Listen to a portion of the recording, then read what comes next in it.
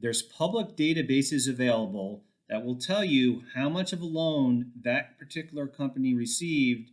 precisely the amount and the employee headcount. And if you have some idea that the headcount or payroll amount has been inflated, then there may be a case. The criteria to look for PPP loan fraud is first checking out whether or not the employer was eligible in the first place. There's a certain amount of headcount that entitles eligibility, certain amount of payroll count and census count that entitles eligibility, and there's a cap.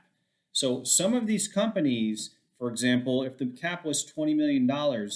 try to get around the cap by failing to disclose and falsely certifying that they only took 20 million for company one, but not showing a second company, which may very well be a legitimate company, but company number two also got 20 million. And since the amount of the PPP loan was dependent upon headcount and payroll, some employers either falsified that data just outright by exaggerating the amount of employees it had or exaggerating its payroll, or did things like double or triple count its payroll and employees to confuse the bank and get